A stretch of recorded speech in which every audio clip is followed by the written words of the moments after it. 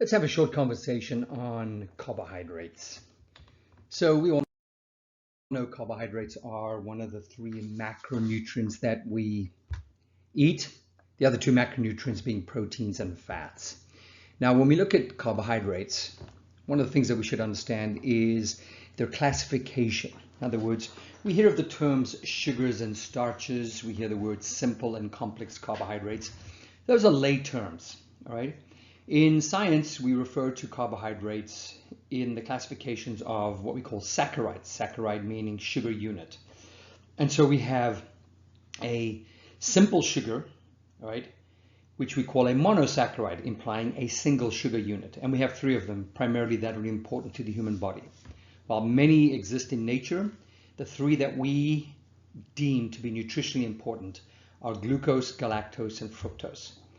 Now, glucose and galactose are the more abundant of the two. Galactose is only found in milk, so it's part of the milk sugar, right?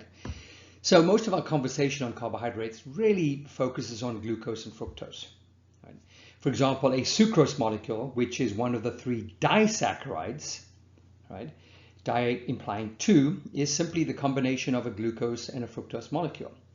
So sucrose is the scientific name for sugar. Now, I know we use the word sugar very kind of generically, but technically sugar, something that's derived from, the sugarcane plant, is actually called sucrose, and it is one glucose molecule connected to one fructose molecule. Then we have maltose. So you think about maple syrup, all right? Maltose is just simply two glucose molecules connected together. And then we have our milk sugar, which is called lactose. And that's where we combine a glucose with a galactose molecule. Now, a lot of people are lactose intolerant. What that simply means is that when they drink milk, they do not have the ability to break that molecule apart. Because regardless of what kind of carbohydrate you might eat, so call it a simple, like a sugar, call it a complex, like a starch, our digestive process breaks them down to monosaccharides. We only absorb glucose, galactose, and fructose in terms of these nutritionally important carbohydrates. And so if you lack the enzyme happens to be called lactase, A-S-E, you're unable to break down lactose. And so we say you are lactose intolerant. What actually happens because of that is because that molecule can't be broken down, it stays in your intestinal tract, and then the bacteria that live in your large intestine will kind of have a go at it, and as a byproduct, what you'll get is a lot of bloating and gas and diarrhea and things of that nature, right? So collectively, the disaccharides and the monosaccharides are what we often refer to as our sugars or our simple carbohydrates. Now we move to our complex carbohydrates.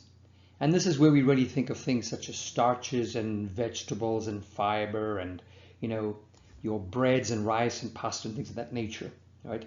This is where we take a multitude of these individual monosaccharide units and we put them together. Now, within the long chain polysaccharides, what we typically only find is long chains of glucose molecules. When we start looking at shorter chains, sometimes we use the term oligosaccharides. It's kind of a rare term that's used, but the term oligosaccharide means kind of an intermediate sized polysaccharide, usually in the range of about 3 to 10 monosaccharide units, right? And in there we have, some fructose, we have some galactose, but generally once we get into the big molecules, so I think of starch, rice, pasta, it's all glucose chains, all right? And so what you see in the illustrations at the bottom there are those little diamond-shaped, illustrations there. Each of those represents a glucose molecule. And we can kind of see how they exist in three distinctly different shapes. So we have amylose, which is pretty much just a straight chain. Doesn't matter how long it is, it's a straight chain where the individual saccharide units are just connected end to end. And then we have amylopectin.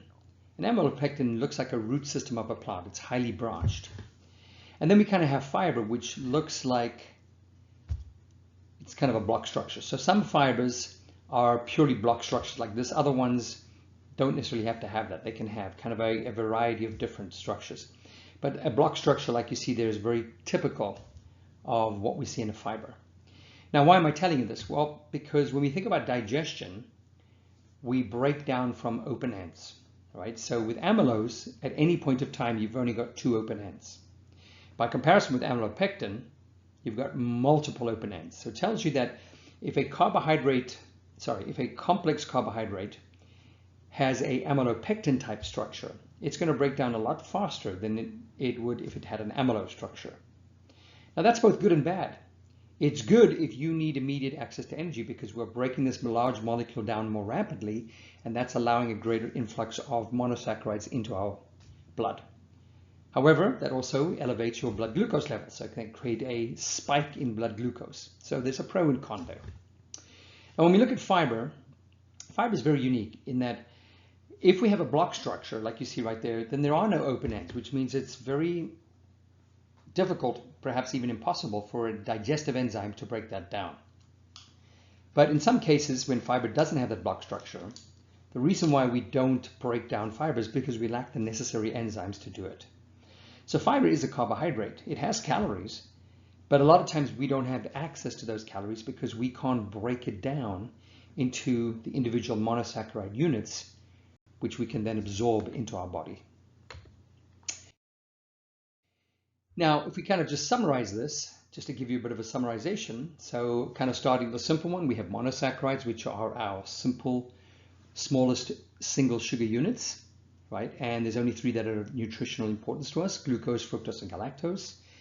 Then we have some sort of combination of those 3 monosaccharides where we form our 3 nutritionally important disaccharides: sucrose, maltose, and lactose.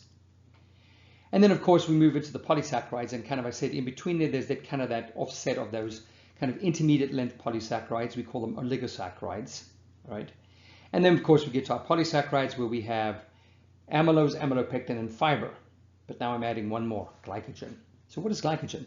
Simply put, glycogen is the animal equivalent of starch, right? It is a large chain structure of glucose molecules. And what it becomes is the storage form of carbohydrates in our cells, primarily our muscle cells, and then of course next would be our liver cells. Now, what does glycogen look like? Well, if you think about it, I mentioned previously that if you have something that looks like amylopectin, where it has a highly branched structure, it's going to break down very quickly. So glycogen is our storage form of glucose, and when we need to access it, it makes sense that we'd want to break it down very quickly. So glycogen has a highly branched root system. In fact, if you look at the top right, that is kind of an illustration of what glycogen looks like. There is a central protein core, right? And then to that we attach all these different glucose units. Each of these little diamond-shaped structures represents a glucose structure. And it's kind of in a pinwheel sort of formation. Size-wise, it can vary. There's no fixed size of glycogen, because it depends on where it's located. If it's located in a smaller muscle, right, it's probably going to be a smaller molecule, maybe several hundred glucose units. However, if it's in a larger muscle, it could be massive, many thousands of glucose molecules put together. So glycogen is our storage form of carbohydrates. So if we think about it, how do we store carbohydrates in our body, and where do we store carbohydrates in our body? Well, when we eat, we obviously are introducing monosaccharides into our body, which means if we need to use them immediately for fuel, that's the form that we use. We pass monosaccharides into the energy system. Disaccharides and polysaccharides cannot directly enter the energy system, so they have to be broken down. Well, disaccharides don't technically exist inside of our body. We eat them, they're in the intestinal tract, but once we get into the body, we either have monosaccharides, and generally where we find that is in our blood glucose. So when we talk about blood sugar, we're implying blood glucose. And why do we need to have glucose in our blood? Well, for a simple reason. Many of our organs rely on a source of energy, and for some organs, it is their preferred fuel of energy, like the brain and the central nervous system. For other organs, it is their only energy system. For example, red blood cells.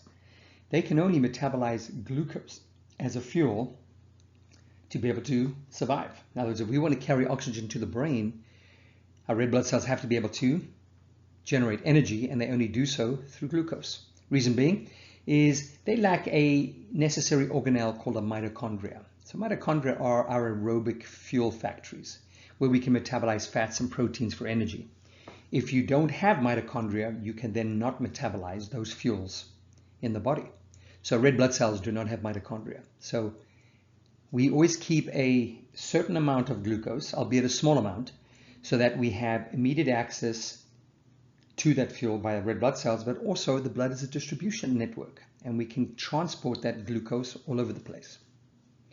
But the reality is we also need to store.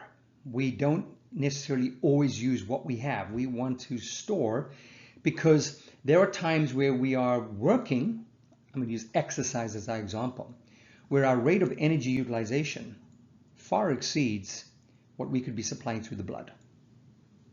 In other words, the amount that we have in the blood is so small, and the amount that we can eat and digest and absorb and put into the blood pales in comparison to how much carbohydrates we could use during very intense exercise. And so it makes sense that we want to store some carbohydrates. Well, as I mentioned, glycogen is our storage form. So where do we store glycogen? Well, we have two primary depots. There is some research indicating that we might be able to store trace amounts of glycogen in other organs like our kidneys, but primarily we look at the muscles and we look at the liver. Well, the muscle is almost self-explanatory. That is the location where work takes place, so it makes sense to have a good amount of glucose being stored in the muscles. And because we have a lot of muscle mass, remember, in the human body, 30 to 35% of a adult female's body could be muscle mass, whereas for a male it could be 40 to 45%, maybe even higher if he's very well hypertrophied. And so we see a significant amount of glycogen stored in our muscles. But it begs the question, why do we choose to store glycogen in our liver? Well, first of all, it's a very small tank. The tank obviously varies by the size of the liver, but if we look at an average female, it might be a little under 100 grams, which is about 400 calories. And for a bigger male, it might be moving up towards 125 grams. So it's not significant. Because when you look at muscles, muscles could store several hundred grams of glycogen. And if you were doing something like carbohydrate loading, which some endurance athletes do, you can get that number up towards 1,000 grams. Right? So the liver tank is relatively small. But why do we have a liver tank? Well, simple reason. When you put carbohydrates into a muscle cell, they can never get out. In other words, their fate is you store me until you use me. You cannot, if you say you were running, and you're running out of glycogen in your legs, turn to your biceps and your shoulders and say, hey, can I have some of your glycogen? It just doesn't happen. It's got to do with the chemical breakdown of glycogen. When we break glycogen down, we don't actually release glucose units. We release a slightly different compound called glucose 6-phosphate that cannot be released into the blood. But this is where the liver is different. The liver actually can break glycogen down into glucose units and therefore put it into the blood. So if you think about it, what is the purpose of liver glycogen? It's simple. It is intended to preserve blood sugar, which is absolutely critical because if you don't have blood sugar, you don't have glucose going to your red blood cells, which means you can no longer carry oxygen to your brain.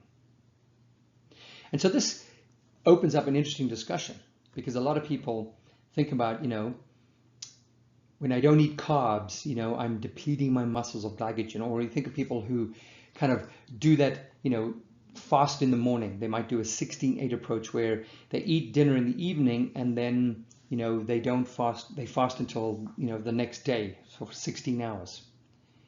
And, yes, there's a lot of health benefits associated with that. But from a standpoint of glycogen, it's not necessarily the best approach, especially if you plan to exercise during that fasted period. Because your muscles hoard that glycogen. So in other words, if you eat at 8 o'clock and I peek into your muscles at 7 o'clock the next morning as you're waking up, your muscle glycogen stores are still very full. They're still full. Why? Because muscle glycogen is unique to the cell. You cannot release glucose out of the muscle cell. So what you utilized over that 12-hour fast was not any muscle glycogen, assuming you weren't moving around much.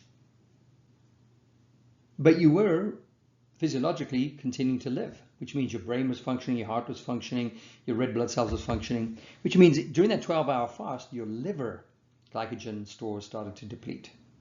And yes, with normal activities, we can deplete that liver within 12 to 18 hours because it is a small tank. So what happens in the morning when you're waking up and you're going to exercise, is it a concern? Yes, it should be a concern. Not because of your muscles. Your muscles are quite capable of working because they've got tons of glycogen. But the rest of your body is struggling because the tank that it depends on is depleted. And that's why in the morning we see our cortisol levels go up, because cortisol is intended to spare blood glucose. That's the one particular hormone. Hate cortisol for many reasons, but one of its noble roles is to try and help us spare blood glucose. Now, it does it in one very nice way. It says, hey, let's shift to burning more fats. That's what cortisol can do. But unfortunately, it also has an ugly side. And that is, we can make some glucose. And how do we do that? We'll cannibalize any existing protein that you have. And what's our largest depot of protein? Muscle tissue. And that's what we don't like. So there's always a give and take, all right, with these kind of morning fasted periods that you've got to be very cautious of. So if we kind of look at the role of carbohydrates in the body, we know that carbohydrates primarily serve a purpose of being a reliable and accessible source of fuel. So we eat carbohydrate foods regardless of what state they start in. Could be sugar, could be a starch, could be candy, it could be rice, could be pasta, whatever it is. And we have digestion and absorption. And we break what we can down to monosaccharides and then into the blood. And as we talked about, our three monosaccharides that we enter into our blood are galactose, fructose, and glucose. Now, if you think about what's the first priority of carbohydrates, it's fuel. Which means the moment those fuels enter the body, yes, and all three of them can technically be used as fuel, although galactose isn't and it's somewhat insignificant. But fructose and glucose can be used directly as a fuel. So technically, as those entered your blood, you could carry them somewhere and use them as a fuel. But here's the situation. Most of the time when we're eating, and especially when we're eating large quantities of carbohydrates, we're not exercising. We're sitting in a chair, standing around, which means we have a big surplus of carbohydrates.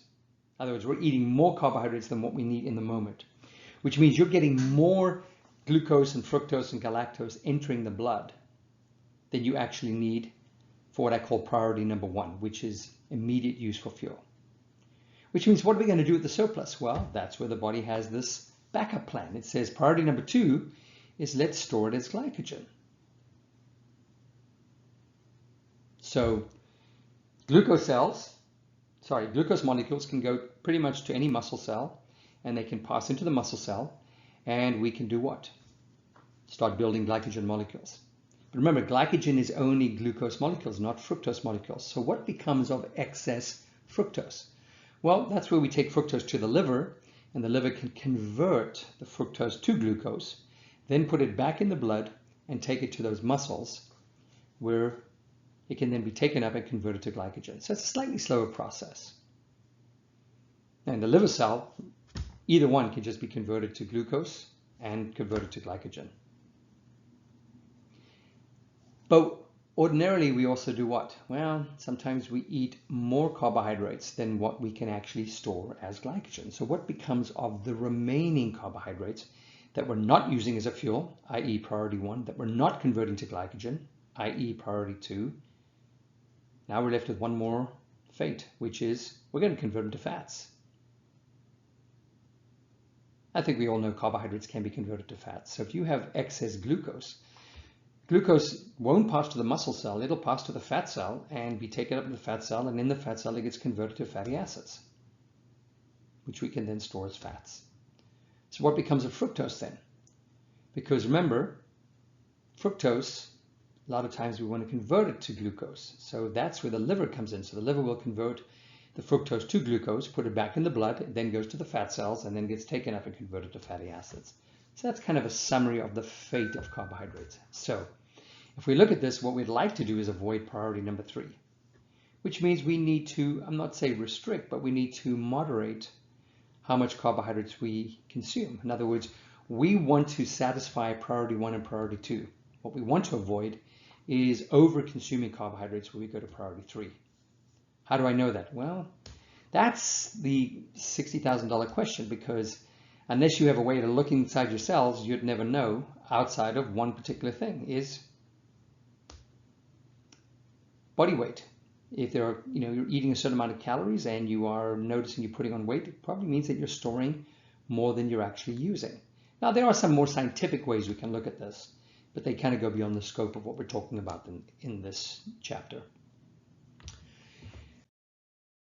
Another thing that's of importance for us to talk about is the idea of glycemic index and glycemic load. Now, in the chapter, I provide a table that gives you the glycemic index scores of different foods. But just so that we understand, is we have these terms hyperglycemia and hypoglycemia. So when you eat a carbohydrate, right, and it goes through digestion and you start absorbing it, we talk about an elevation of blood sugar that only relates to glucose, not to fructose or galactose. Remember, they are not blood sugars. So when we talk about hypoglycemia and hyperglycemia, we're talking about the presence of glucose in the blood. Now, what happens is soon after you've eaten and you're going through the digestive process and now you're absorbing those glucose molecules into the blood, your glucose levels are going to increase. We call that hyperglycemia, elevated blood glucose. And what's going to happen is the pancreas will sample some of that blood and it's going to recognize that the glucose levels are too high. So what's going to happen is insulin will get produced in the pancreas, put into circulation. And insulin is a hormone that facilitates glucose uptake into muscle cells and fat cells. Now, in a perfect world, if we were healthy, we'd have a gentle undulation. In other words, our glucose levels wouldn't spike and then we wouldn't over-release insulin and have our blood sugar levels crash. We call that hypoglycemia. We'd have a nice gentle undulation. The problem that we have is that a lot of times we binge on carbohydrates and we have a massive spike in blood glucose, which then triggers a massive production and release of insulin that creates a massive crash, and we bounce around. Now, this is a sure, fast way of developing insulin resistance or type 2 diabetes. So what we need to do is to manage that. So there are some strategies, obviously controlling how much carbohydrates you eat at one time, but also introducing fiber and protein and fats, mixing up your nutrients, all right, can actually help slow down the entry of glucose into the blood. Now, this is glycemic index, but there's also a second kind of factor that we have to look at here, and this is called glycemic load. Now, if you look at the two illustrations below, all right, person A has that, as we talked about, that big spike followed by a big crash, but then, they bounce back to normal. And they might have these kind of sporadically through the day. If you look at person B, it's a very distinctively different.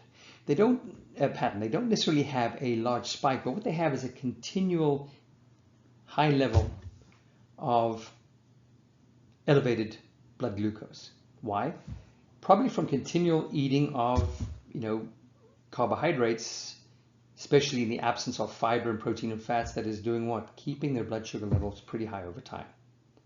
Now, here's the problem. Which one of those is the more healthy or the least healthy? The reality is they're both unhealthy. We know person A, as I've just talked about, with that spikes of sugar followed by surges of insulin can lead to insulin resistance. We know that is a precursor to diabetes. But believe it or not, so is person B. If you have too much blood sugar in circulation at any time or continually, you're always going to be producing insulin. And it's not just how much insulin, but the duration of with which insulin is bombarding those receptors on the muscle cells and the fat cells that can create diabetes. So both person A and B are considered unhealthy. And then just to kind of switch gears just for a second to kind of close out this conversation, what we have is a option when it comes to sweeteners. We have this idea of using non-caloric or non-nutritive sweeteners. Now, most of these sweeteners that we see, that we commonly read on a label, whether it's a sugar alcohol, usually something that ends in an OL, so we see xylitol, sorbitol, erythritol, or we have aspartame, which is probably the most common sweetener out there. And we also have a few other ones. I've listed just a few more right there, like saccharin, stevia, and sucralose. Right? A lot of these are derived from some sort of macronutrient. They could be derived from a sugar molecule. They could be derived from a protein, which is where aspartame comes from, right? Sucralose comes from a sugar molecule, or they could be synthetically made, right? So we call them non-nutritive. They don't really offer any nutrition other than providing sweetness. Now, the beauty of these is that you can get the sweetening power you want without getting calories, because technically they all have calories, right? Because they're derived from proteins or or carbohydrates, which have calories, so therefore these have calories as well. The difference being is their sweetening power is so much higher in some of them than glucose that we just need a minuscule amount. And technically anything that has less than 1 calorie we can call 0 calories.